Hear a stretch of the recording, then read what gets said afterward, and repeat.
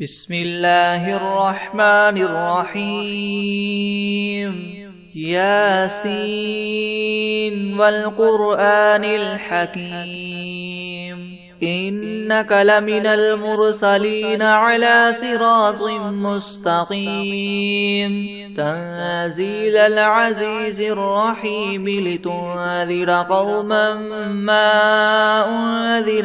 آباؤهم فهم غافلون لقد حق القول على أكثرهم فهم لا يؤمنون إنا جعلنا في أعناقهم مغلالا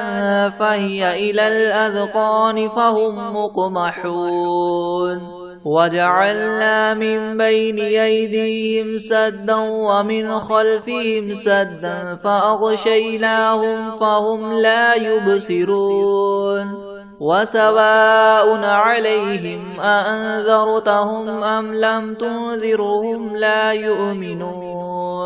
إنما تنذر من اتبع الذكر وخشي الرحمن بالغيب فبشره بمغفرة وأجر كريم إنا نحن نحيي الموتى ونكتب ما قدموا وآثارهم وكل شيء أحصيناه في إمام مبين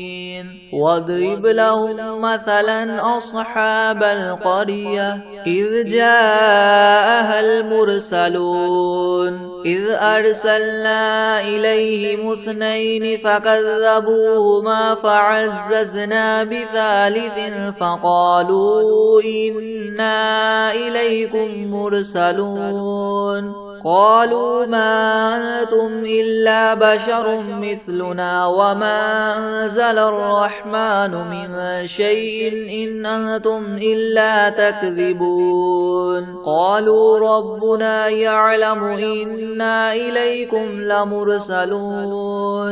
وما علينا إلا البلاغ المبين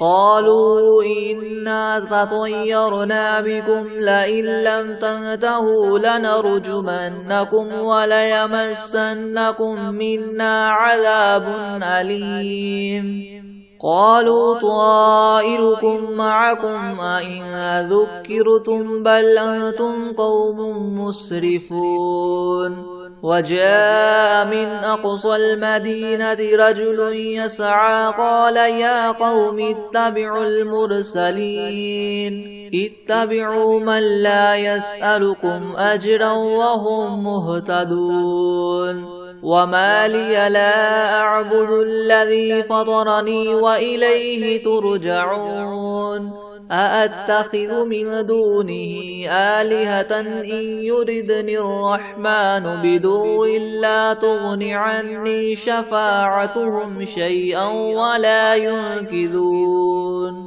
إني إذا لفي ضلال مبين إني آمنت بربكم فاسمعون قيل ادخل الجنة قال يا ليت قومي يعلمون بما غفر لي ربي وجعلني من المكرمين وما أنزلنا على قومه من بعده من جند من السماء وما كنا منزلين إن كانت إلا صيحة واحدة فإذا هم خامدون يا حسرة على العباد ما يأتيهم من رسول إلا كانوا به يستهزئون ألم يروا كم أهلكنا قبلهم من القرون أنهم إليهم لا يرجعون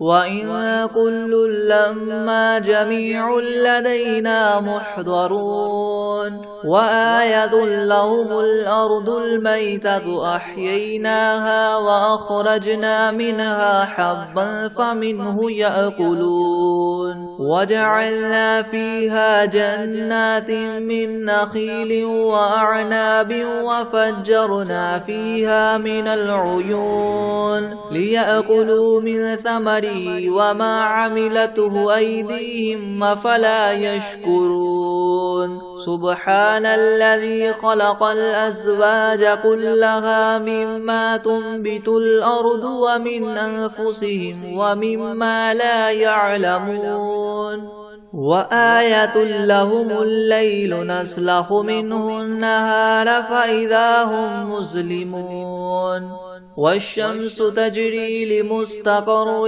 لها ذلك تقدير العزيز العليم والقمر قدرناه منازل حتى عاد كالعرجون القديم لا الشمس ينبغي لها أن تدرك القمر ولا الليل سابق النهار وكل في فلك يسبحون وآية لهم أنا حملنا ذريتهم في الفلك المشحون وخلقنا لهم من مثله ما يركبون وإن نشأ نغرقهم فلا صريخ لهم ولا هم ينقذون إلا رحمة منا ومتاعا إلى حين وإذا قيل لهم اتقوا ما بين أيديكم وما خلفكم لعلكم ترحمون وما تأتيهم من آية من آيات ربهم إلا كانوا عنها معرضين وإذا قيل لهم انفقوا مما رزقكم الله قال الذين كفروا للذين آمنوا ونطعم من لو يشاء الله وطعمه إن أنتم إلا في ضلال مبين ويقولون متى هذا الوعد إن كنتم صادقين ما ينظرون إلا صيحة واحدة تأخذهم وهم يخصمون فلا يستطيعون توصية ولا إلى أهلهم يرجعون ونفخ في الصور فإذا هم من الأجداث إلى ربهم ينسلون قالوا يا ويلنا من بعثنا من مرقدنا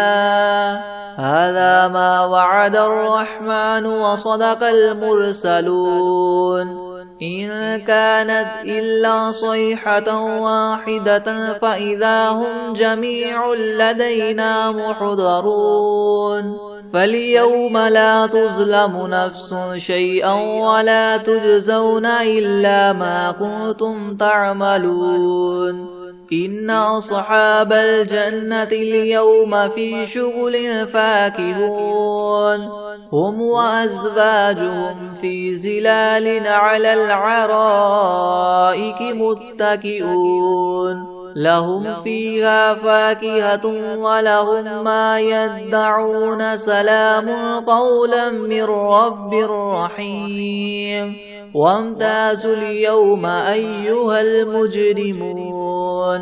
ألم أعهد إليكم يا بني آدم ألا تعبدوا الشيطان إنه لكم عدو مبين وأن اعبدوني هذا صراط مستقيم ولقد أضل منكم جبلا كثيرا أفلم تكونوا تعقلون هذه جهنم التي كنتم توعدون اصلوها اليوم بما كنتم تكفرون اليوم نختم على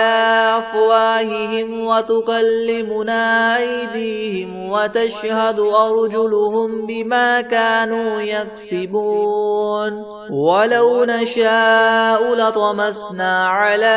أعينهم فاستبقوا الصراط فأنى يبصرون ولو نشاء لمسخناهم على مكانتهم فما استطاعوا مضيا ولا يرجعون ومن نعمره ننكسه في الخلق أفلا يعقلون وما علمناه الشعر وما ينبغي له إن هو إلا ذكر وقرآن مبين لينذر من كان حيا ويحق القول على الكافرين أولم يروا أنا خلقنا لهم مما عملت أيدينا أنعاما فهم لها مالكون وذللناها لهم فمنها ركوبهم ومنها يأكلون ولهم فيها منافع ومشارب أفلا يشكرون واتخذوا من دون الله آلهة لعلهم ينصرون لا يستطيعون نصرهم وهم لهم جند محضرون فلا يحزنك قولهم إنا نعلم ما يسرون وما يعلنون أولم ير الإنسان أنا خلقناه من نطفة فإذا هو خصيم مبين وضرب لنا مثلا ونسي خلقه قال من يحيي العظام وهي رميم قل يحييها الذي ينشأها أول مرة وهو بكل خلق عليم الذي جعل لكم من الشجر الأخضر نارا فإذا أنتم منه توقدون أوليس الذي خلق السماوات والأرض بقادر على أن يخلق مثلهم بلى وهو الخلاق العليم إنما أمره إذا أراد شيئا أن يقول له كن فيكون فسبحان الذي بيده ملكوت كل شيء وإليه ترجعون بسم الله الرحمن الرحيم ياسين والقرآن الحكيم إنك لمن المرسلين على صراط مستقيم تنزيل العزيز الرحيم لتنذر قوما ما أنذر آباؤهم فهم غافلون لقد حق القول على أكثرهم فهم لا يؤمنون إنا جعلنا في أعناقهم مغلالا فهي إلى الأذقان فهم مقمحون وجعلنا من بين أيديهم سدا ومن خلفهم سدا فأغشيناهم فهم لا يبصرون وسواء عليهم أأنذرتهم أم لم تنذرهم لا يؤمنون إنما تنذر من اتبع الذكر وخشي الرحمن بالغيب فبشره بمغفرة وأجر كريم إنا نحن نحيي الموتى ونكتب ما قدموا وآثارهم وكل شيء أحصيناه في إمام مبين واضرب لهم مثلا أصحاب القرية إذ جاءها المرسلون إذ أرسلنا إليهم 2 فكذبوهما فعززنا بثالث فقالوا إنا إليكم مرسلون قالوا ما أنتم إلا بشر مثلنا وما أنزل الرحمن من شيء إن أنتم إلا تكذبون قالوا ربنا يعلم إنا إليكم لمرسلون وما علينا إلا البلاغ المبين قالوا إنا تطيرنا بكم لئن لم تنتهوا لنرجمنكم وليمسنكم منا عذاب أليم قالوا طائركم معكم أئن ذكرتم بل أنتم قوم مسرفون وجاء من أقصى المدينة رجل يسعى قال يا قوم اتبعوا المرسلين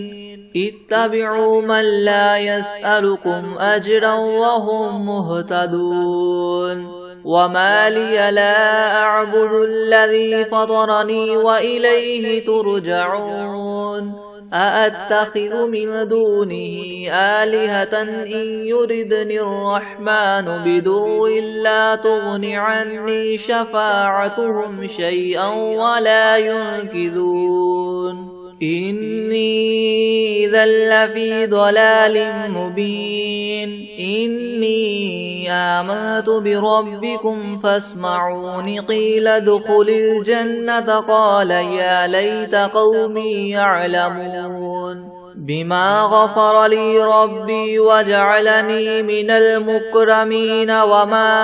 أنزلنا على قومه من بعده من جند من السماء وما كنا منزلين إن كانت إلا صيحة واحدة فإذا هم خامدون يا حسرة على العباد ما يأتيهم من رسول إلا كانوا به يستهزئون ألم يروا كم أهلكنا قبلهم من القرون أنهم إليهم لا يرجعون وإن كل لما جميع لدينا محضرون وآية لهم الأرض الميتة أحييناها وأخرجنا منها حبا فمنه يأكلون وجعلنا فيها جنات من نخيل وأعناب وفجرنا فيها من العيون ليأكلوا من ثمره وما عملته أيديهم أفلا يشكرون سبحان الذي خلق الأزواج كلها مما تنبت الأرض ومن أنفسهم ومما لا يعلمون وآية لهم الليل نسلخ منه النهار فإذا هم مظلمون والشمس تجري لمستقر لها ذلك تقدير العزيز العليم والقمر قدرناه منازل حتى عاد كالعرجون القديم لا الشمس ينبغي لها أن تدرك القمر ولا الليل سابق النهار وكل في فلك يسبحون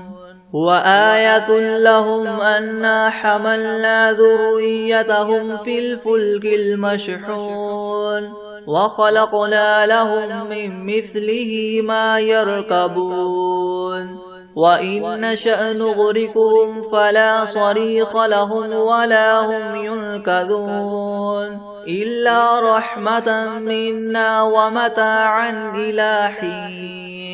وإذا قيل لهم اتقوا ما بين أيديكم وما خلفكم لعلكم ترحمون وما تأتيهم من آية من آيات ربهم إلا كانوا عنها معرضين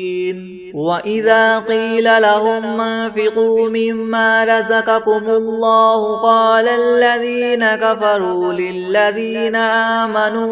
ونطعم من لو يشاء الله وطعمه إن أنتم إلا في ضلال مبين ويقولون متى هذا الوعد إن كنتم صادقين ما ينظرون إلا صيحة واحدة تأخذهم وهم يخصمون فلا يستطيعون توصية ولا إلى أهلهم يرجعون ونفخ في الصور فإذا هم من الأجداث إلى ربهم ينسلون قالوا يا ويلنا من بعثنا من مرقدنا هذا ما وعد الرحمن وصدق المرسلون إن كانت إلا صيحة واحدة فإذا هم جميع لدينا محضرون فاليوم لا تظلم نفس شيئا ولا تجزون إلا ما كنتم تعملون إن أصحاب الجنة اليوم في شغل فاكهون هم وأزواجهم في زلال على العرائك متكئون لهم فيها فاكهة ولهم ما يدعون سلام قولا من رب رحيم وامتازوا اليوم أيها المجرمون ألم أعهد إليكم يا بني آدم ألا تعبدوا الشيطان إنه لكم عدو مبين وأن اعبدوني هذا صراط مستقيم ولقد أضل منكم جبلا كثيرا أفلم تكونوا تعقلون هذه جهنم التي كنتم توعدون اصلوها اليوم بما كنتم تكفرون اليوم نختم على أفواههم وتكلمنا أيديهم وتشهد أرجلهم بما كانوا يكسبون ولو نشاء لطمسنا على أعينهم فاستبقوا الصراط فأنى يبصرون ولو نشاء لمسخناهم على مكانتهم فما استطاعوا مضيا ولا يرجعون ومن نعمره ننكسه في الخلق أفلا يعقلون وما علمناه الشعر وما ينبغي له إن هو إلا ذكر وقرآن مبين لينذر من كان حيا ويحق القول على الكافرين أولم يروا أنا خلقنا لهم مما عملت أيدينا أنعاما فهم لها مالكون وذللناها لهم فمنها ركوبهم ومنها يأكلون ولهم فيها منافع ومشارب أفلا يشكرون واتخذوا من دون الله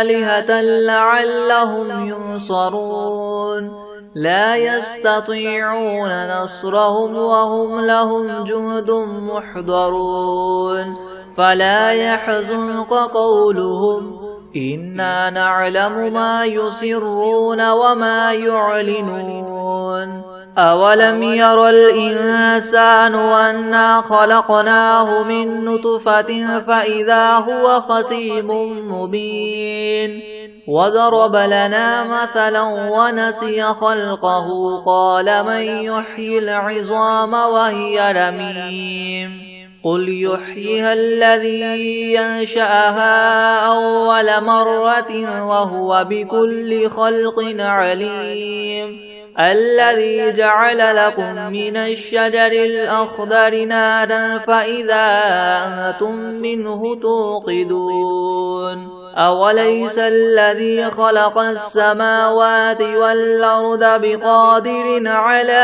أن يخلق مثلهم بلى وهو الخلاق العليم إنما أمره إذا أراد شيئا أن يقول له كن فيكون فسبحان الذي بيده ملكوت كل شيء وإليه ترجعون. بسم الله الرحمن الرحيم ياسين والقرآن الحكيم إنك لمن المرسلين على صراط مستقيم تنزيل العزيز الرحيم لتنذر قوما ما أنذر آباؤهم فهم غافلون لقد حق القول على أكثرهم فهم لا يؤمنون إنا جعلنا في أعناقهم مغلالا فهي إلى الأذقان فهم مقمحون وجعلنا من بين أيديهم سدا ومن خلفهم سدا فأغشيناهم فهم لا يبصرون وسواء عليهم أأنذرتهم أم لم تنذرهم لا يؤمنون إنما تنذر من اتبع الذكر وخشي الرحمن بالغيب فبشره بمغفرة وأجر كريم إنا نحن نحيي الموتى ونكتب ما قدموا وآثارهم وكل شيء أحصيناه في إمام مبين واضرب لهم مثلا أصحاب القرية إذ جاءها المرسلون إذ أرسلنا إليهم 2 فكذبوهما فعززنا بثالث فقالوا إنا إليكم مرسلون قالوا ما أنتم إلا بشر مثلنا وما أنزل الرحمن من شيء إن أنتم إلا تكذبون قالوا ربنا يعلم إنا إليكم لمرسلون وما علينا إلا البلاغ المبين قالوا إنا تطيرنا بكم لئن لم تنتهوا لنرجمنكم وليمسنكم منا عذاب أليم قالوا طائركم معكم أئن ذكرتم بل أنتم قوم مسرفون وجاء من أقصى المدينة رجل يسعى قال يا قوم اتبعوا المرسلين اتبعوا من لا يسألكم أجرا وهم مهتدون وما لي لا أعبد الذي فطرني وإليه ترجعون أأتخذ من دونه آلهة إن يردني الرحمن بضر لا تغن عني شفاعتهم شيئا ولا ينقذون إني إذا لفي ضلال مبين إني آمنت بربكم فاسمعون قيل ادخل الجنة قال يا ليت قومي يعلمون بما غفر لي ربي وجعلني من المكرمين وما أنزلنا على قومه من بعده من جند من السماء وما كنا منزلين إن كانت إلا صيحة واحدة فإذا هم خامدون يا حسرة على العباد ما يأتيهم من رسول إلا كانوا به يستهزئون ألم يروا كم أهلكنا قبلهم من القرون أنهم إليهم لا يرجعون وإن كل لما جميع لدينا محضرون وآية لهم الأرض الميتة وأحييناها وأخرجنا منها حبا فمنه يأكلون وجعلنا فيها جنات من نخيل وأعناب وفجرنا فيها من العيون ليأكلوا من ثمره وما عملته أيديهم أفلا يشكرون سبحان الذي خلق الأزواج كلها مما تنبت الأرض ومن أنفسهم ومما لا يعلمون وآية لهم الليل نسلخ منه النهار فإذا هم مظلمون والشمس تجري لمستقر لها ذلك تقدير العزيز العليم والقمر قدرناه منازل حتى عاد كالعرجون القديم لا الشمس ينبغي لها أن تدرك القمر ولا الليل سابق النهار وكل في فلك يسبحون وآية لهم أنا حملنا ذريتهم في الفلك المشحون وخلقنا لهم من مثله ما يركبون وإن نشأ نغرقهم فلا صريخ لهم ولا هم ينقذون إلا رحمة منا ومتاعا إلى حين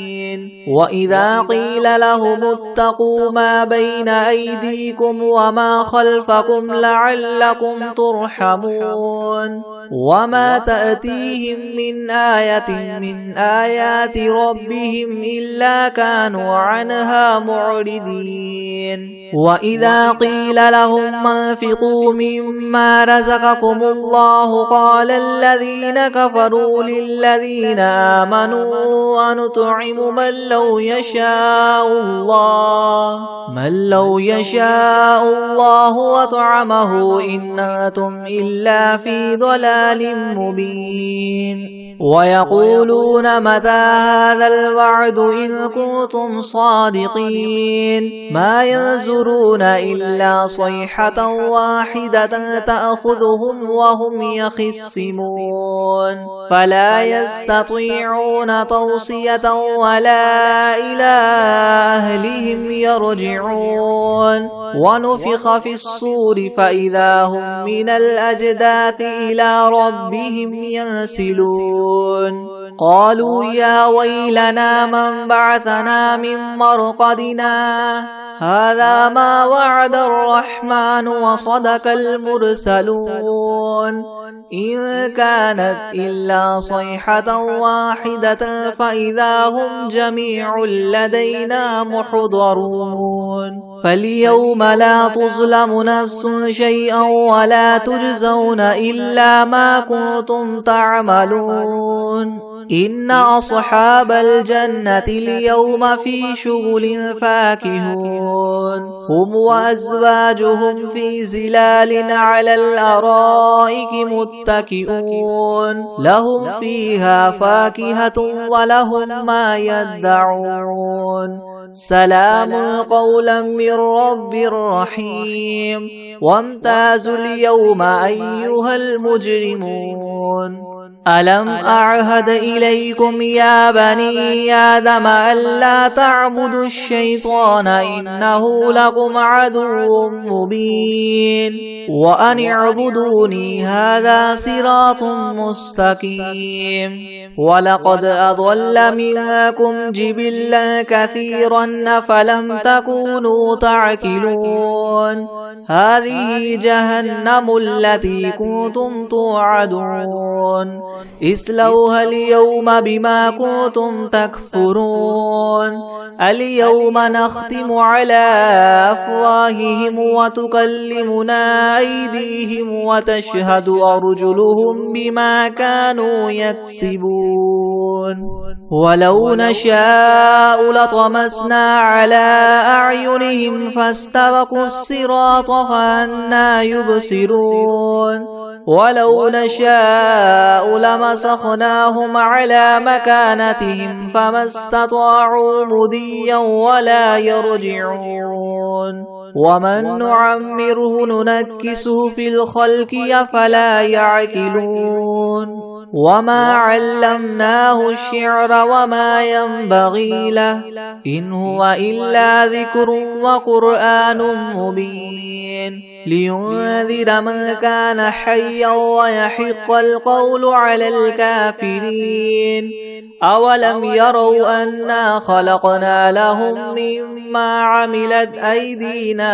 أنعاما فهم لها مالكون وذللناها لهم فمنها ركوبهم ومنها يأكلون ولهم فيها منافع ومشارب وفلا يشكرون واتخذوا من دون الله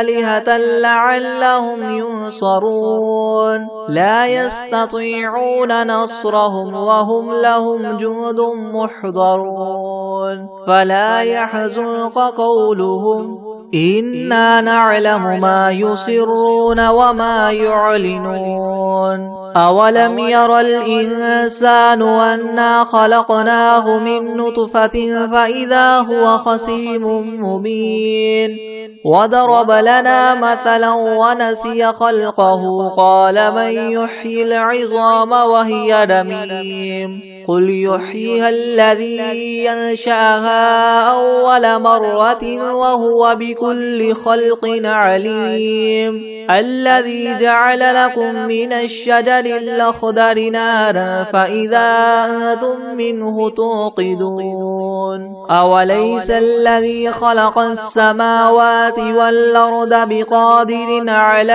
أن يخلق مثلهم بلى وهو الخلاق العليم إنما أمره إذا أراد شيئا أن يقول له كن فيكون فسبحان الذي بيده ملكوت كل شيء وإليه ترجعون بسم الله الرحمن الرحيم الرحمن علم القرآن خلق الإنسان علمه البيان الشمس والقمر بحسبان والنجم والشجر يسجدان والسماء رفعها ووضع الميزان ألا تطغوا في الميزان وأقيموا الوزن بالقسط ولا تخسروا الميزان والأرض وضعها للأنام فيها فاكهة والنخل ذات الأكمام والحب ذو العصف والريحان فبأي آلاء ربكما تكذبان خلق الإنسان من صلصال كالفخار وخلق الجان من مارج من نار فبأي آلاء ربكما تكذبان رب المشرقين ورب المغربين فبأي آلاء ربكما تكذبان مرج البحرين يلتقيان بينهما برزخ لا يبغيان فبأي آلاء ربكما تكذبان يخرج منهما اللؤلؤ والمرجان فبأي آلاء ربكما تكذبان وله الجوار المنشآت في البحر كالأعلام فبأي آلاء ربكما تكذبان كل من عليها فان ويبقى وجه ربك ذو الجلال والإكرام فبأي آلاء ربكما تكذبان يسأله من في السماوات والأرض كل يوم هو في شأن فبأي آلاء ربكما تكذبان سنفرغ لكم أيها الثقلان فبأي آلاء ربكما تكذبان يا معشر الجن والإنس إن استطعتم أن تنفذوا من أقطار السماوات والأرض فانفذوا لا تنفذون إلا بسلطان فبأي آلاء ربكما تكذبان يرسل عليكما شواظ من نار ونحاس فلا تنتصران فبأي آلاء ربكما تكذبان فإذا انشقت السماء فكانت وردة كالدهان فبأي آلاء ربكما تكذبان فيومئذ لا يسأل عن ذنبه إنس ولا جان فبأي آلاء ربكما تكذبان يعرف المجرمون بسيماهم فيؤخذ بالنواصي والأقدام فبأي آلاء ربكما تكذبان